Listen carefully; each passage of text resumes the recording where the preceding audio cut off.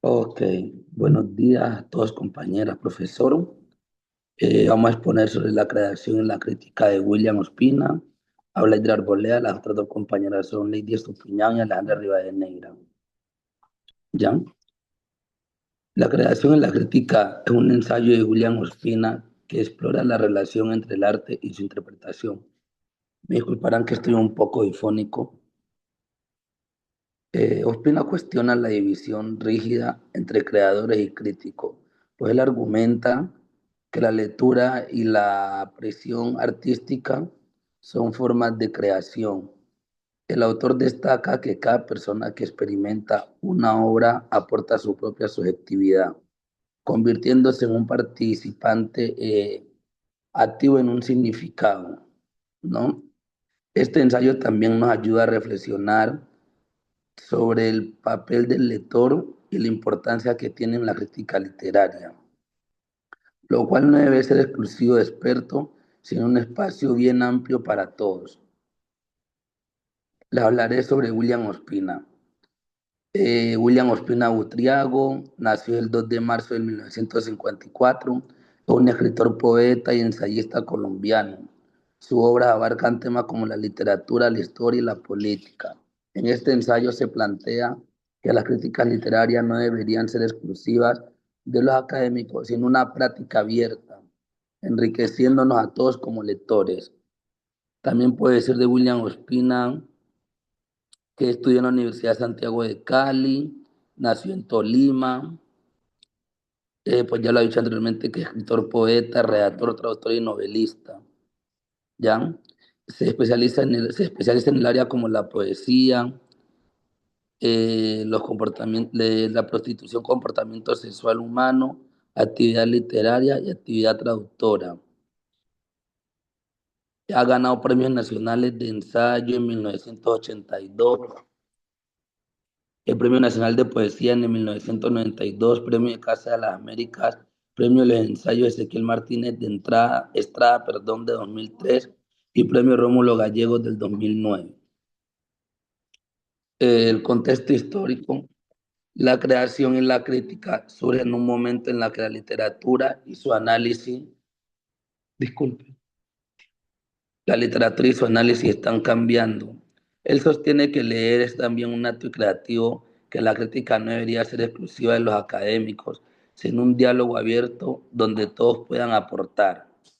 En un mundo donde las redes sociales han democratizado la opinión sobre los libros, sus ensayos cobran aún más relevancia, pues ya que nos recuerdan que cada lector tiene el derecho a interpretar, cuestionar y dar sentido a las obras. Les va a hablar a continuación mi compañera Lady. Eh,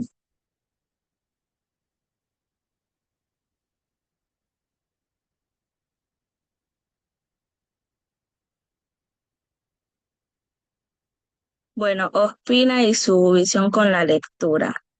Este autor nos dice que leer no solamente es recibir información, sino que también es crear y que cada lector le da un significado único a un texto y es por eso que se dice que no hay una interpretación absoluta o una verdad pues absoluta. La crítica literaria, que muchas veces parece exclusiva de expertos, debería de ser un diálogo abierto donde cualquier persona pueda aportar su visión. Además de esto, Ospina también destaca que la literatura sigue viva porque con cada nueva lectura ella cambia. Que un libro escrito hace 100 años, pues lo que significaba hace 100 años, hoy en día puede significar otra cosa muy diferente. Y eso es lo que hace que la literatura sea poderosa.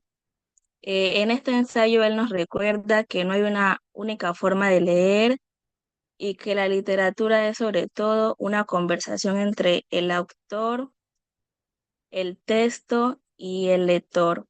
Algunas ideas claves son: leer es un lugar para crear. Bueno, Ospina nos recuerda que, pues como ya lo dije anteriormente, que leer no solamente es recibir información, sino también imaginar, interpretar y dar sentido, y que cada lector, a medida de que va leyendo, pues por así decirlo, convierte el libro en algo único, porque lo lee desde su propia experiencia o pues digamos que de experiencias que conozca que sean muy cercanas. Otra idea es que no hay una sola verdad. Un libro no tiene un solo significado. Lo que el autor quiso decir es que es importante, pero que cada lector descubre lo que es aún más. Por eso también se dice que una obra puede tener diferentes lecturas, pues ya que quien lo interprete y en el momento que lo haga va a tener una percepción y un significado pues diferente. La crítica es para todos. No hace falta ser académico para hablar de literatura. Esto es algo por lo que él como que siempre abogó, bueno, hasta ahora, porque no se ha muerto, es de que no hay necesidad de que uno sea experto para poder hablar y criticar la literatura, ya que la crítica es abierta, accesible y personal, en la cual cualquier lector puede compartir su visión sin miedo, por así decir, entre comillas, a no decir lo correcto, ya que pues muchas veces uno evita emitir juicios, pues creyendo que por no ser experto van a decir que usted está errando. Los libros cambian con el tiempo. Lo que ayer parecía normal, hoy puede ser cuestionado. Lo que ya había dicho anterior, que la literatura se va transformando a medida de que va avanzando el tiempo y con ello pues la sociedad y que cada generación la lee de manera diferente y eso es lo que la hace única y la mantiene siempre viva. Crear y criticar son dos cosas que van de la mano. Escribir y analizar no son procesos separados.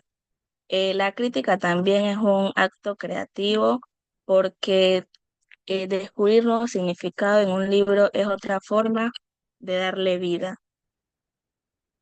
Bueno, el impacto que ha tenido esta obra en la sociedad contemporánea podemos ver que las redes han estado pues mantienen en constante evolución, lo que ha hecho que la manera de hablar de los libros también vaya evolucionando. Antes la crítica literaria solo era cosa de los académicos, de los especializados o de revistas especializadas. Hoy en día se ve que cualquier persona puede comentar un libro, bien sea en un blog, un video de YouTube, una reseña, incluso hasta por medio de grupos, pues se puede mirar que la gente también habla de eso. La conversación sobre la literatura ha evolucionado y los libros pues actualmente se leen de forma distinta a como se leía anteriormente. Lo que como se leía un libro anteriormente, pues hoy no se lee igual. Por eso Ospina nos recuerda que cada lectura es única y depende de la persona que lo lea y del contexto en el que ocurre. El arte también es como un refugio en tiempos acelerados porque vivimos en una sociedad obsesionada con la productividad, la eficiencia, la constante evolución con las redes sociales. Y entonces como que a veces nos olvidamos pues que como que el arte también es un espacio donde podemos encontrarnos con nosotros mismos. El impacto de esta obra en la actualidad. William Ospina nos habla de un tema que hoy es más relevante que nunca y es el derecho de que todos tenemos a interpretar y criticar el arte y la literatura como tal. Como ya lo dije, en una época donde las redes han evolucionado, cualquiera puede compartir su visión sobre un libro, una película o una canción. En el ensayo de Ospina, él como que se adelantó a este fenómeno, por así decirlo, y nos recuerda que la literatura es un diálogo abierto y no es un código cerrado ni reservado para especialistas, porque cualquier persona puede acceder a la literatura como tal. A continuación, la compañera Alejandra.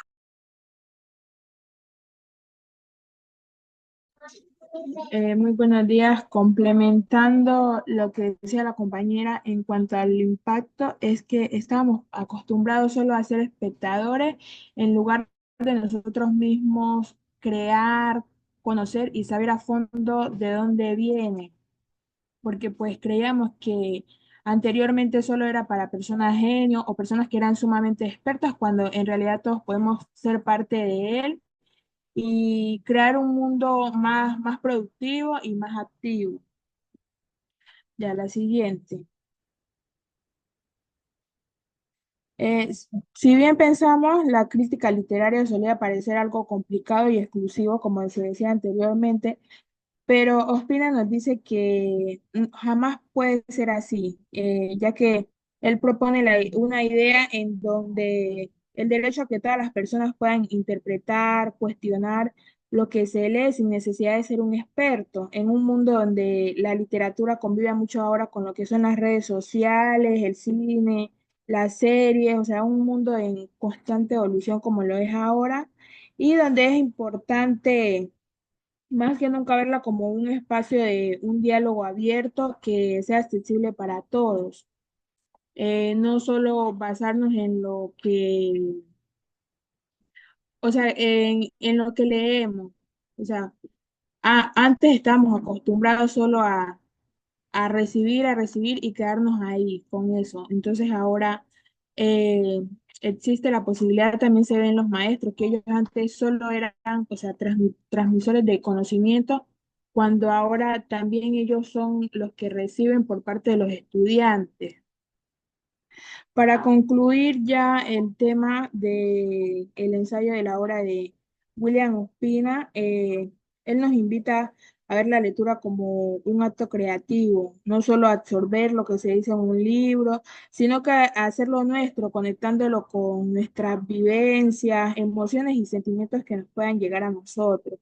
Nos recuerda que la literatura no es exclusiva de críticos o personas académicas sumamente expertas, sino que todos podemos opinar sobre un libro y cada perspectiva aporta algo valioso, porque no, cada cabeza es un mundo diferente, no hay una única manera de interpretar una historia y que el significado de un texto cambia según quien lo lea y en qué momento de la vida esté pasando.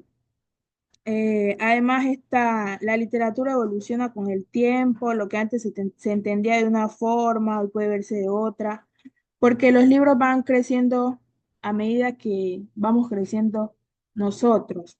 En un mundo que pues ahora se ve que va prácticamente deprisa y todo está en productividad así al 100. También Ospina nos recuerda que el arte y la literatura tienen un valor sumamente profundo que nos hacen sentir, reflexionar y soñar. Y por último, un pequeño mensaje es que no necesitamos ser expertos para apreciarlo o comentarlo. El crear, conversar y compartir sobre el arte nos ayuda a vivir con emoción y significado.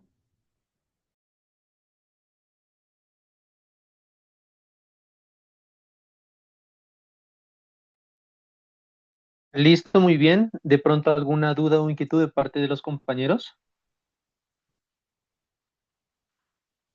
¿Algún aporte que quieran brindar? Los encuentro como muy callados este día.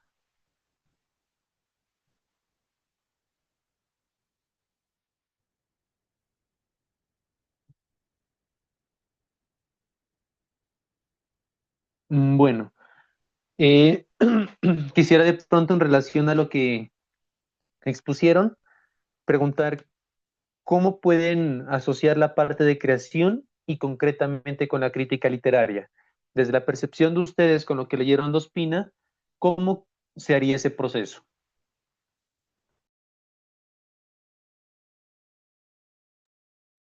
Eh, yo diría que pues como lo dice, bueno, como lo hemos visto ayer, para crear, bueno, para poner en práctica la crítica, es necesario pues la creación.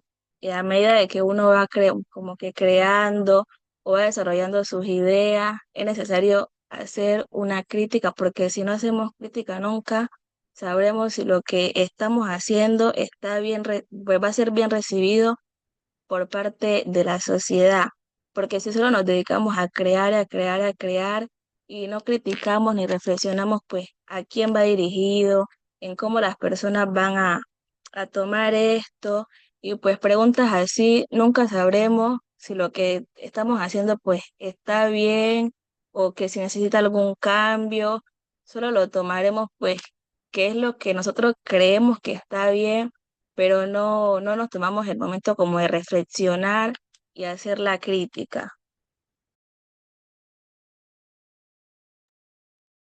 Pero, o sea, mi pregunta va más inclinada al hecho de ¿en qué consiste la creación en crítica literaria?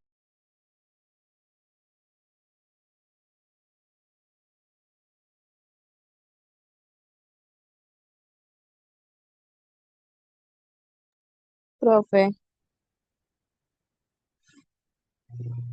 ¿Sí? profe, eh, no sé pues si estoy bien o no, pero considero que la creación es la profundidad que se le da a la crítica de dicho texto, de dicha obra, ya que empieza está el lector y el autor.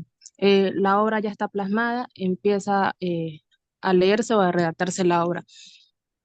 Y ahí sucesivamente el lector empieza con una creación de pensamientos, una creación de ideas y de conocimientos que está sacando de ese autor, para así comenzar otra creación, no sé si una redundante, para comenzar otra creación pues más profunda hacia lo que ya está plasmado.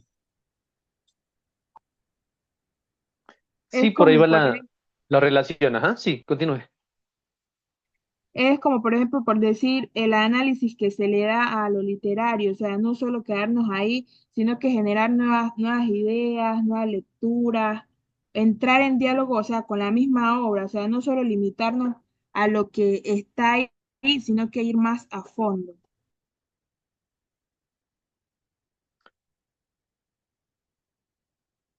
¿Otro compañero del grupo quiere participar en algo de los que expusieron?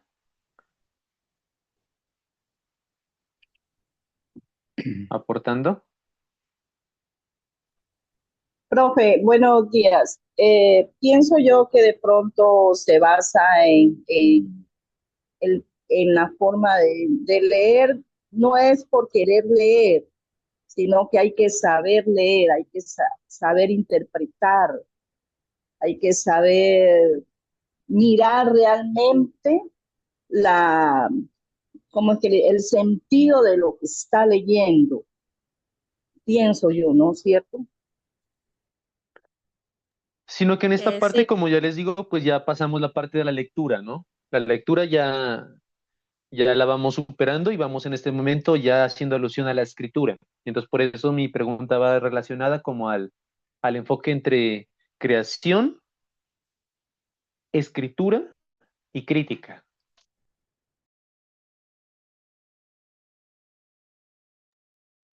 la crítica también, bueno, respondiendo a la pregunta, también serviría como para que el lector, el autor no solo como que se centrara en analizar la obra, sino como que a medida de que va interpretando, como que, por así decirlo, como irle cambiando cosas y dándole como un nuevo enfoque y poder ir construyendo como unos nuevos argumentos para a la hora de dialogar o de que las personas pues interpreten como que él pueda eh, profundizar pues y explicar lo que está implícito en la obra.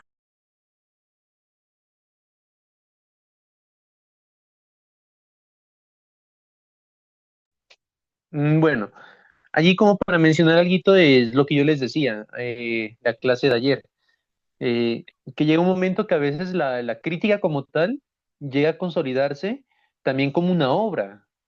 Entonces no es como que la crítica es un comentario, un análisis por aparte, sino que a veces se ha construido textos tan fundamentales que se tienen que leer al mismo tiempo. Entonces la crítica literaria no se convierte como en algo aislado, sino que de cierta forma llega a consolidar una propuesta nueva de la misma obra que se está analizando. Eh, Hay textos muy buenos que acompañan a obras literarias. Por ejemplo, hay una creo que es de Didi Uberman, que se llama La pintura encarnada.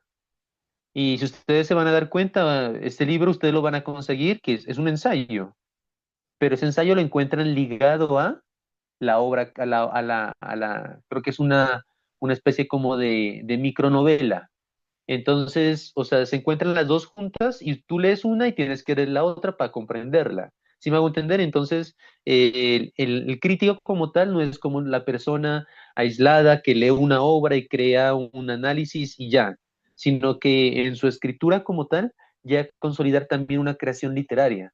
A ese punto, William Ospina alude bastante en este texto, que el crítico como tal tiene que tratar de formar no solo una escritura como objetiva, deshumanizada, sino que tiene que darle fuerza a ese texto como tal, crear un estilo literario original que pueda acercarse a lo que es la obra que se está analizando, ¿no? Sea cuento, poesía, novela, eh, no sé cuántos géneros ustedes imaginan de la literatura.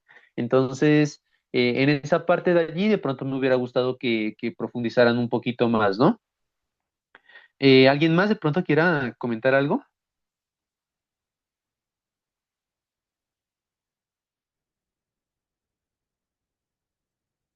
Listo. Entonces, seguimos con el siguiente grupo, con el grupo número, creo que es el 5, sí, el grupo número 5. Por favor, el grupo de William Ospina me escriba al interno para compartir la nota, ¿vale?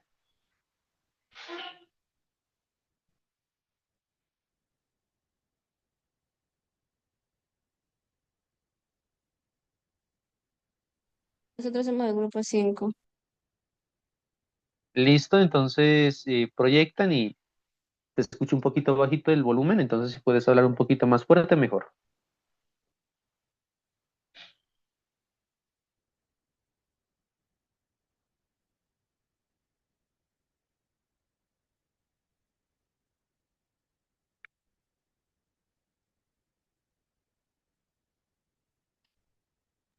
Profe, ¿se la puedo mandar? Al grupo, sí, o Sí, dale es que proyectar, ahí está como, dígame.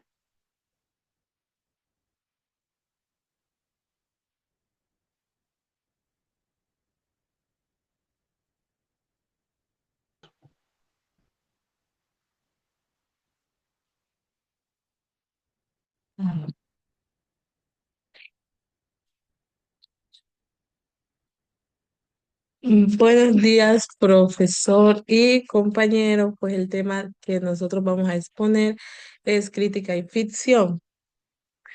Las integrantes de este grupo, Carolina Ducrer, Sandra Delgado y Andrea Valencia.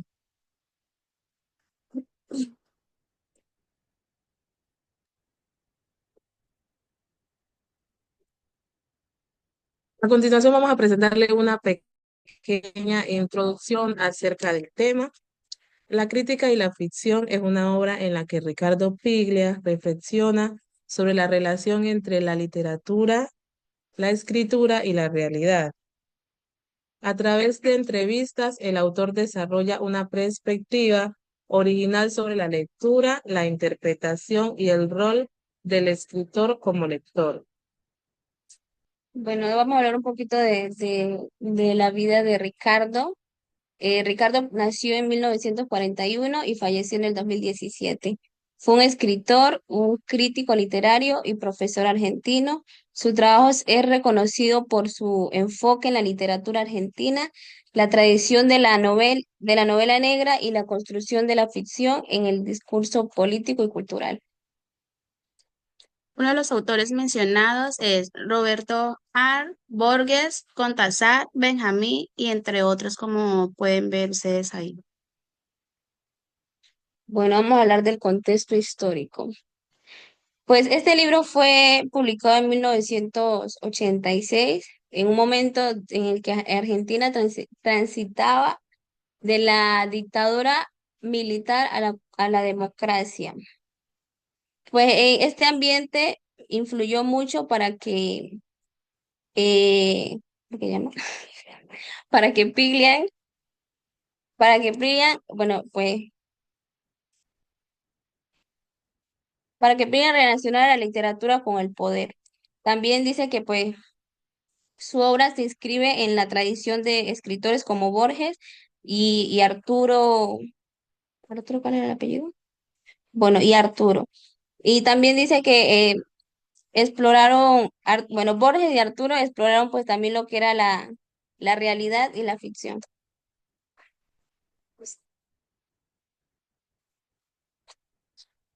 Desarrollo de la lectura. Piglia sostiene que la ficción no se opone a la realidad, sino que la reconfigura.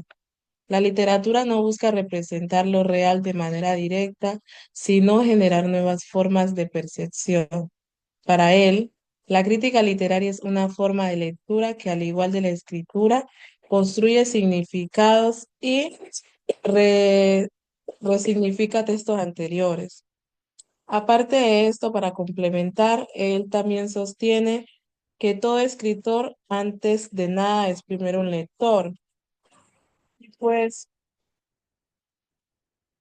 pues esto significa que su obra en gran parte está influenciada por lo que él antes había leído o por las experiencias que él había tenido con libros anteriores. Nunca escribía desde un vacío, o sea, no escribía sin base, sino que desde el diálogo con otras historias, estilos y formas de narrar.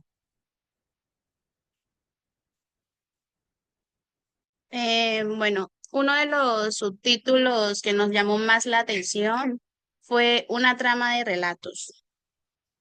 Según Ricardo, es la estructura narrativa en la que se entrelazan diferentes historias, ¿no? Dentro de un mismo texto. Para él, toda narración contiene al menos dos historias. La primera es la historia visible, que es la que se cuenta de manera explícita. Y la segunda era la historia oculta, que se sugiere o se descubre a través de la lectura. Este concepto aparece en sus análisis de escritores como Borges, ¿no? Y quienes construyen relatos con múltiples capas narrativas. Una de las tramas de relatos no es solo una sesión lineal de hechos, sino una red de narraciones que interactúan y requieren de un lector activo para ser disfrazados.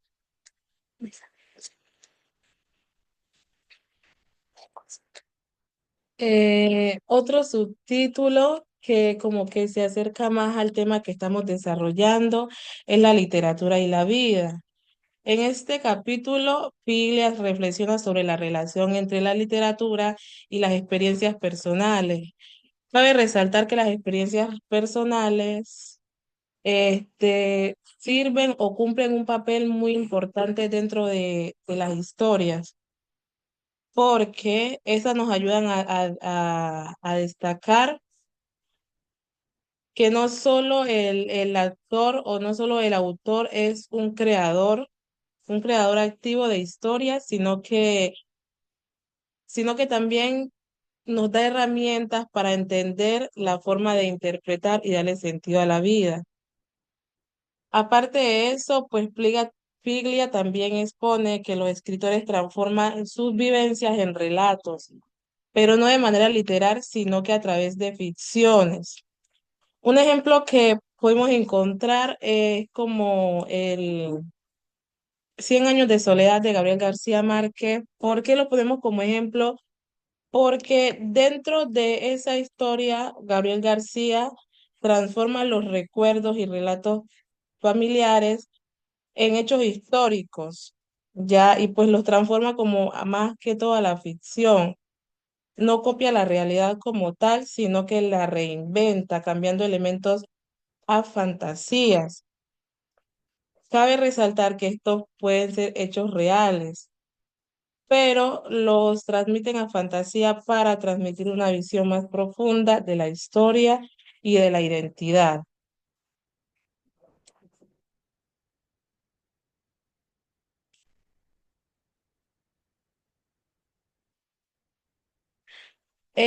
Uno de los análisis y puntos clave que pudimos destacar es la literatura como una conversación entre textos. La literatura, como ya antes lo había dicho, no nace de un vacío, ya, sino que de diálogos con otras obras. Cada texto remota y transforma o responde a lecturas previas, estableciendo una red de influencia y significados. Este intercambio continuó conociendo como la intertextualidad, permitiendo que las ideas evolucionen, que no se queden como que en solamente la idea que planteó un autor, sino que el otro autor se apropie de esas ideas, transformando y desarrollando como que el relato.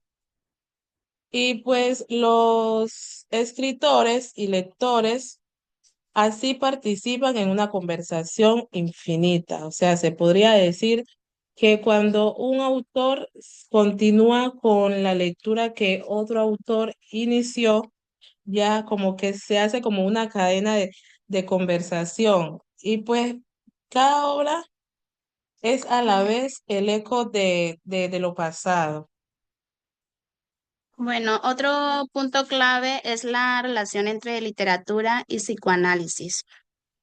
La relación entre literatura y psicoanálisis se fundamenta en la creencia, ¿no? De que ambos campos buscan desvelar lo oculto. La literatura a través de su capacidad para insinuar lo no dicho y el psicoanálisis mediante el análisis de lo reprimido. Esta convergencia se manifiesta tanto en su labor crítico, donde los textos se convierten en casos de estudios. Otro punto clave es el poder de la ficción en la sociedad. Pues el poder de bueno, la literatura no solo refleja la realidad, sino que también la organiza, bueno, la organiza a partir de la narrativa estratégica.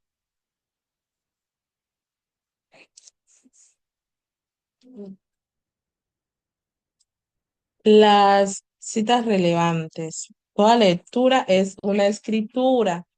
A nosotros nos llamó mucho esta cita porque en ocasiones pensamos que solamente es como leer y absorber el conocimiento, pero pues no, la lectura no es solo para absorber el conocimiento o el contenido del texto, sino que debemos de tratar de interpretar y relacionar lo que estamos leyendo con nuestras propias experiencias y conocimientos.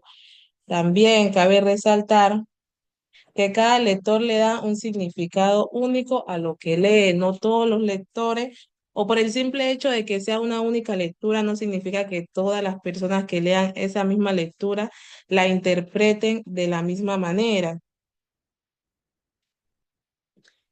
Otra cita revelante es la ficción siempre tiene una conexión con la historia real. Piglia nos dice que la ficción no es un simple escape, ¿no? Sino que un modo de como que de interpretar, cuestionar y de reescribir la historia. Y siempre hay un vínculo entre lo imaginario y lo real, ¿no? Ya sea a través de referencias explícitas o de escrituras narrativas que reflejan los mecanismos de la historia real.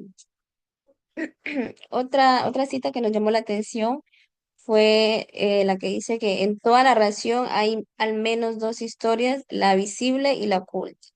Bueno, aquí Piglia retoma una idea de Henry James para señalar que los grandes escritores construyen relatos con múltiples niveles de significado.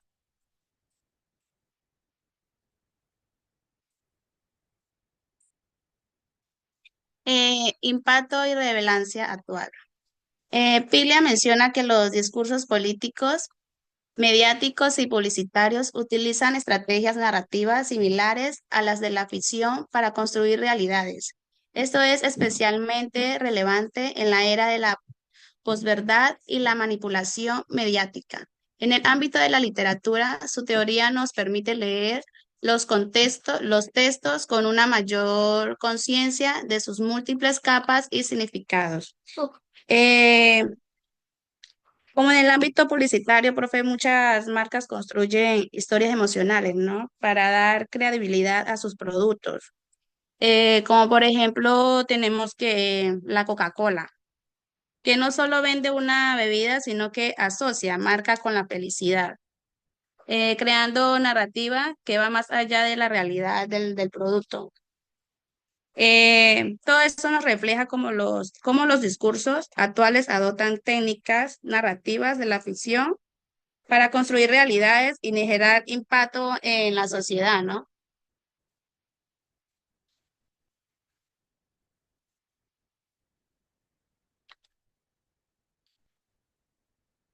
Y para concluir, Piglia considera que uno de los escritores más influyentes de Latinoamérica disculpe, Piglias considera que uno de los escritores más influyentes de la literatura latinoamericana contemporánea, su obra sigue siendo relevante en la actualidad, abordando temas que siguen siendo urgentes en la sociedad. Piglias es conocido por su estilo experimental que combina elementos de la narrativa tradicional con técnicas innovadoras y vanguardistas. ¿Mm?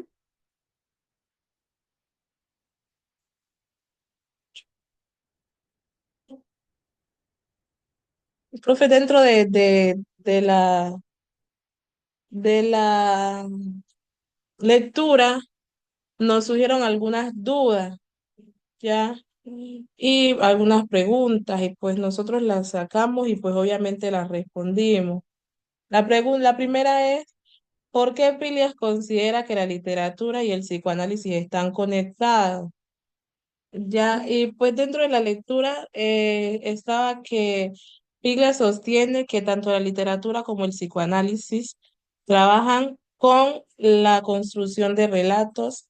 El psicoanálisis organiza recuerdos, sueños y experiencias en una narración que busca darle sentido a la vida del paciente, mientras que la literatura transforma la realidad a través de la ficción. Cabe resaltar que ambos procesos interpretan lo que ya existe y lo reconfigura en una historia con mucho más significado. Además, el psicoanálisis, al igual que la literatura, revelan capas ocultas en los discursos diseñados, en los discursos. ¿Cómo influye la historia política de Argentina en sus reflexiones sobre la literatura?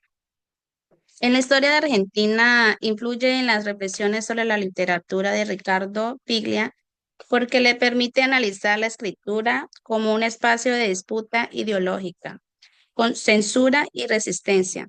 A través de sus estudios, Piglia nos muestra cómo los escritores argentinos han respondido a los grandes conflictos políticos, desde el peronismo hasta las dictaduras, desarrollando estrategias narrativas para esquivar la censura y preservar la memoria histórica.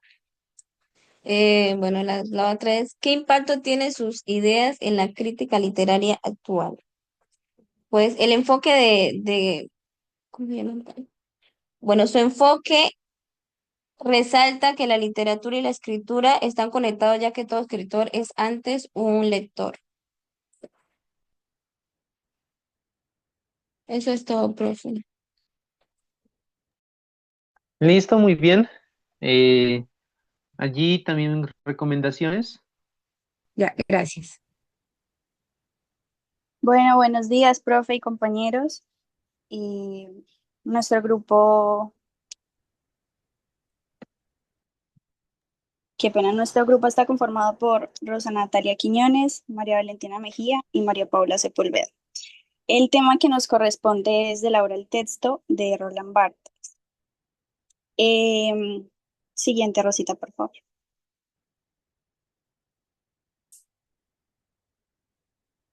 Bueno, él nació el 12 de noviembre de 1915 en Francia y falleció el 26 de marzo de 1980 en París.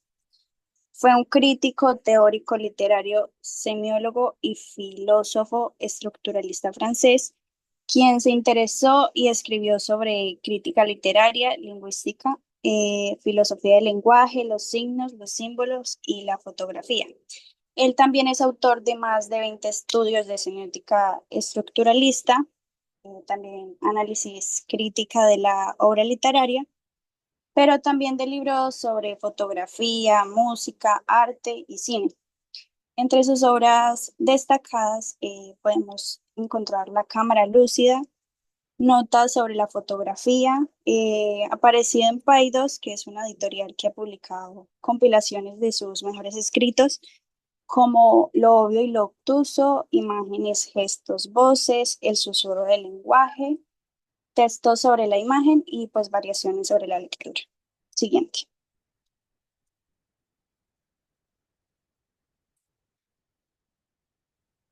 Espera un momentito, Linda, por favor.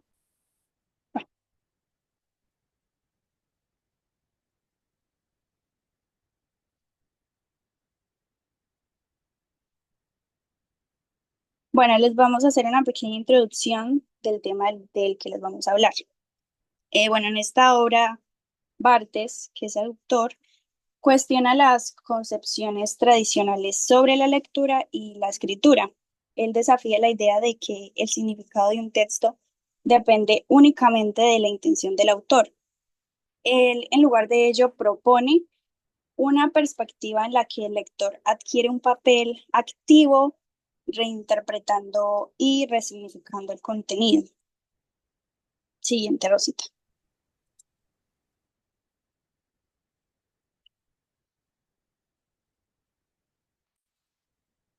Bueno, en el análisis de la lectura, decimos que para el autor el texto no es simplemente una obra literaria específica, sino como un campo metodológico, un espacio de significación en constante movimiento y pues también transformación. Él dice que el texto no es un objeto estático, sino como una experiencia que solo existe cuando se activa en un acto de lectura o interpretación. La diferencia entre ambas se asemeja a la distinción, que es entre la realidad, que es la que se muestra, y lo real, lo que se demuestra. Bueno, en esta lectura también encontramos que Barthes enfatiza que el texto no pertenece a un solo género literario, ni puede clasificarse fácilmente, pues su naturaleza es subversiva y él rompe con las estructuras tradicionales, pues, de la literatura. Un aspecto clave que encontramos es que la lectura es la relación del texto con su autor, en oposición a la idea tradicional de que la obra está determinada por, pues, la intención del autor.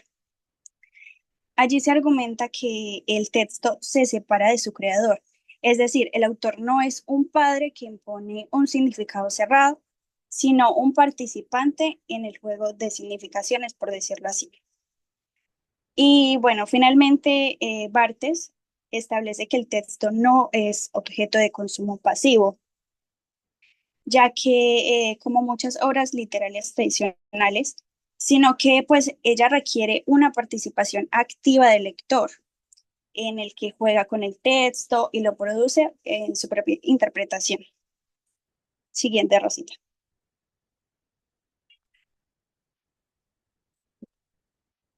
Bueno, tenemos unos puntos claves, principalmente la diferencia entre obra y texto. La obra es vista como un objeto cerrado con un significado determinado por el autor y solo por el autor. Y el texto ya es muy dinámico, abierto, que se construye a través de la lectura y la interacción con otros textos. Bueno, la pluralidad del texto. Este no tiene un significado único o cerrado, sino que genera múltiples interpretaciones del lector. Rechazo de la jerarquización literaria. Bueno, esta dice que el texto no pertenece a una jerarquía de géneros ni épocas, pues porque no hay una única interpretación correcta. Relación con el autor. El texto no está determinado por la biografía o intenciones del autor. Pues en cambio, su sentido se despliega en la interacción con el lector, escritor y lector. Y lectura activa. El texto exige una lectura participativa que trasciende el consumo pasivo. ¿Qué es el consumo pasivo? Es cuando una persona recibe o usa una información sin cuestionarla, interactuarla o criticarla.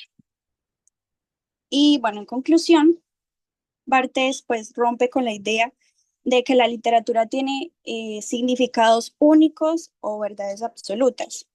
Él dice que el significado es un proceso de constante cambio, pues determinado por la interacción siempre del autor y del lector. Listo, le doy la palabra a mi compañera Valentina.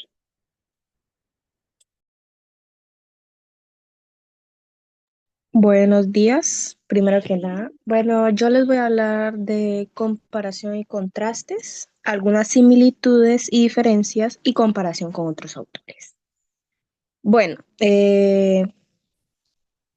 básicamente Barthes se inspira como un estructuralismo y postestructuralismo influenciado por Lacan y Levi Strauss, quienes cuestionan una cuya idea que hay significados fijos en el lenguaje, ¿verdad?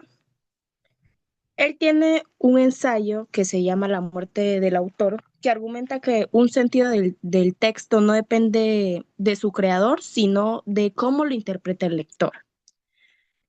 Y pues su visión sobre el texto como campo, eh, tiene significaciones múltiples que se relacionan con la desconstrucción y que sostienen unos textos que generan infinitos significados. Les voy a hablar de unas similitudes, que aquí hay unos ítems que pueden ver. Voy a empezar por la similitud con Derrida. Bueno, pues la similitud con Derrida es que ambos rechazan los significados fijos y defienden la multiplicidad del lenguaje, así como, ¿cómo les explico? Como que no hay una sola definición del lenguaje, sino una multiplicidad y varios significados acerca del lenguaje. Voy a continuar con la diferencia con la crítica tradicional y dice que Barthes no busca el verdadero significado, sino un verdadero significado de una obra, sino que genera y valora su capacidad de generar múltiples lecturas.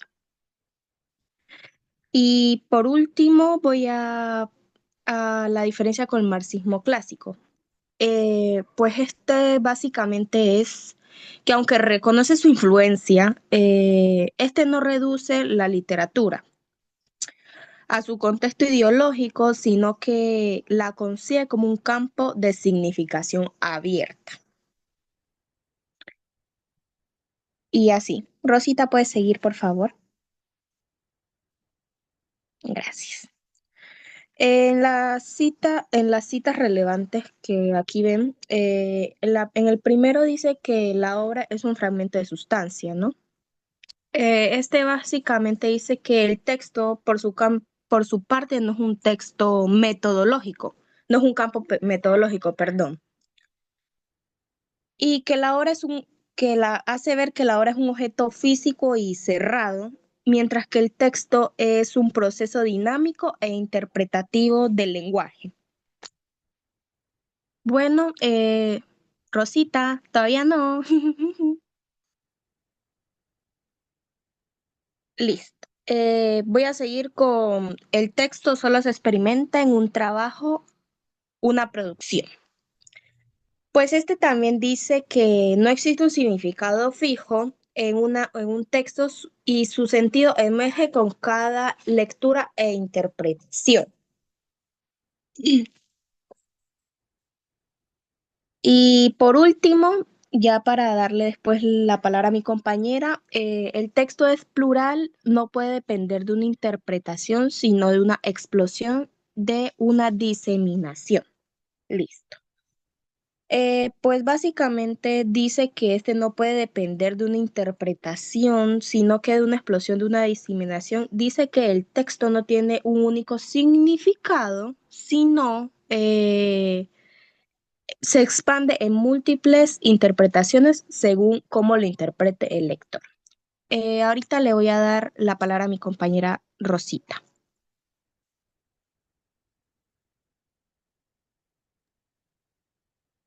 Buenos días. Bueno, a mí me tocó impacto y relevancia actual. Bueno, relevancia en la crítica literaria y la teoría del lenguaje. Bueno, el argumento de Roland Barthes deja una huella significativa en la forma de que nosotros percibimos la literatura. Eh, perdón. Su relevancia en la crítica literaria radica en que no solo podemos ver la literatura como un contexto cerrado, sino que de ahí pueden surgir diferentes ideas y diferentes hipótesis. O sea, que no es un libro que está cerrado, sino que se puede, encima del libro, crear otro libro dependiendo de nuestras ideas y nuestros conceptos. Impacto en la sociedad contemporánea. Esta obra resuena en nuestra sociedad actual, ya que nos ayuda a reconocer discursos, a cuestionar verdades absolutas y a establecer un espacio de creación. O sea, lo que pasa es que muchas veces leemos, pero no cuestionamos. Muchas veces no estamos de acuerdo con lo que está sucediendo en el libro o en la historia y no hacemos nada. Claro que se puede buscar una hojita y, a nuestro parecer, escribir lo que está bien para nosotros. Un ejemplo, yo no estoy muy de acuerdo con lo que sucede en el libro Cien años de soledad.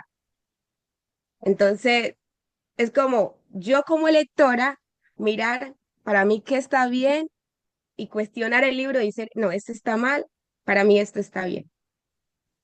Reflexión, ay, no.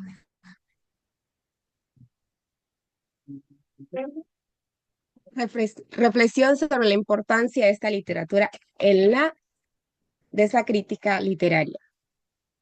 Bueno, el autor nos permite entender que el texto no puede ser reducido a un objeto estético, sino que es un campo metodológico en constante transformación. Al contrario de la obra, que es un producto rígido, el texto se define por su carácter inacabado y su capacidad de atravesar diferentes obras. Nos muestra que la crítica literaria no es un ejercicio académico, sino un acto constante, además de invitarnos a pensar, a sentir y a cuestionar. Así como le decía muchas veces. O sea, el autor nos está invitando a cuestionar las obras, a refutar las ideas que ella tiene, a plasmar nuestras ideas.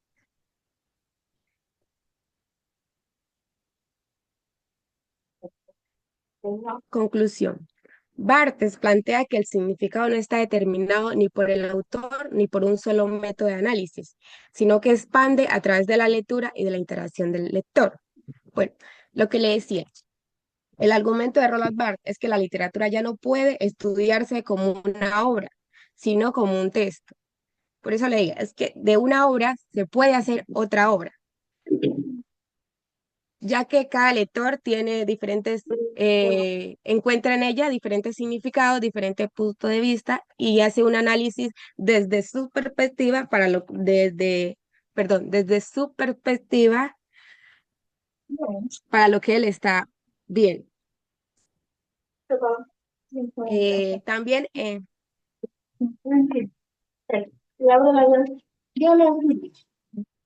bueno,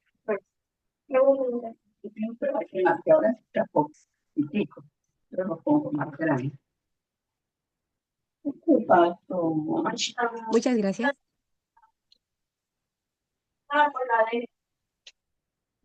¿Listo? ¿Algún compañero que quiera generar algún aporte? No, no quiero entender. No quiero entender.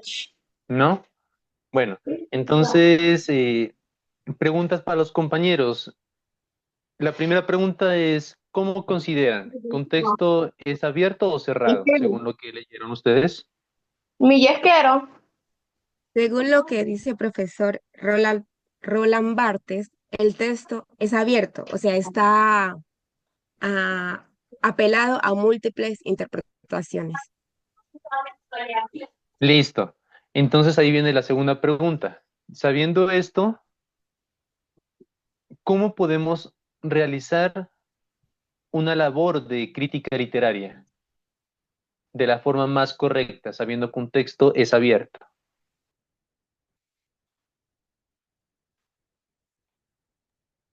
Profe, ¿Sí? yo diría que interpretando el texto y para dar una opinión con argumentos lógicos sobre aquello que uno le interesa de aquello texto que habla, ¿no? A ver, ¿cómo me puede explicar un poquito más a profundidad?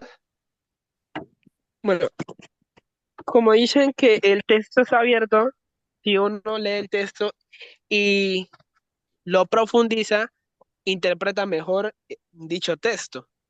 Entonces, allí se puede abrir una crítica personal y con esta crítica puede, o sea, tiene que dar un argumento lógico de aquello que está leyendo y puede dar tanto una crítica positiva, si le parece o no lo que está leyendo.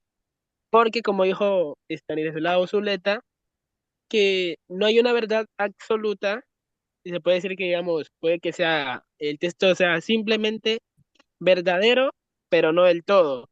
Y allí puede entrar el lector y debatirlo haciendo una crítica. Verán, ¿no? Ustedes van a ser docentes, ¿no? Yo, o sea, les recalco bastante esto por todo lo que se les va a venir encima. Eh, Les hago el siguiente caso hipotético. Ya son dos profesores ustedes. Van a entregar una obra literaria. ¿Listo? Para que un grupo de grado 10º u 11 la analicen. Le entregan esta obra literaria. ¿Cómo evaluarían a sus estudiantes